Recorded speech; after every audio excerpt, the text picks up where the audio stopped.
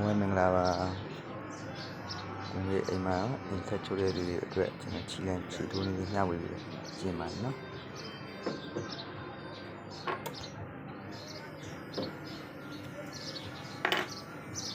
ပထမဆုံးဖက်ရဲ့ပုံမှာရှိတဲ့တန်ချောင်းလေးထိုးပေးပါနော်တန်ချောင်းလေးထိုးပြန်ဆက်ကောင်းမှာရှိတဲ့အချိုင်လေးချီလန့်ညုံလေးထိုးပေးနော်ချီလန့်ညုံလေးထိုးပြန်တယ်တန်ချင်းစပင်ကြားမှာရှိတဲ့ညက်ပြားကြားလေးကိုထိုးပေးပါနော်အဲဒီညက်ပြားကြားနေပြီးတော့တုတ်တန်အပေါက်ထဲထိုးပြီးပေါက်ထဲထိုးပြရတယ်အောက်မှာချီတဲ့ကွင်းလေးနော်ချီတဲ့ကွင်းတန်းတန်းလေးထိုးပြရနော်အချားလေးထိုးပြရတာဒီချီတဲ့ကွင်းမှာထိုးမပေးဘူးဆိုရင်ချီမလှတာတော့အများဆုံးဖြစ်တာချီခမ်းရတာပြက်လိုက်အဲ့ဒါတွေတော့တတိထားပြီးကြပါနော်ချီလမ်းကြောင်းလေးမှချီရဲ့ပုံမှာလှနေဖြစ်ပါအဲ့အကူကျွန်တော်ထပ်ထိုးပေးချီတဲ့ကွင်းချီတဲ့ကွင်း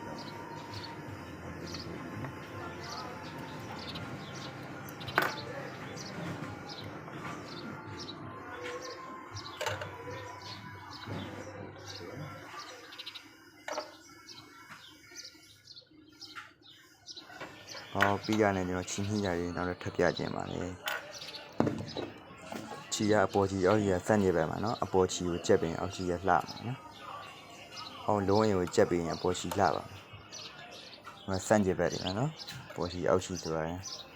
အဲ့ဒါမှလည်းကိုချုပ်လိုက်တဲ့အသားပေါ်မြည်ပြီးတော့ချီရှင်းပြရအောင်နော်နောက်တစ်ခုကအတက်ထားလေးပြရတယ်နော်အဲ့ဒီမိထိုင်လိုက်တာနဲ့ကျွန်တော်တို့အတွင်းဘက်မှာပဲခြံလေးကထားပြရတယ်နော်ပြင်မဲ့ထိုင်ထားပြရ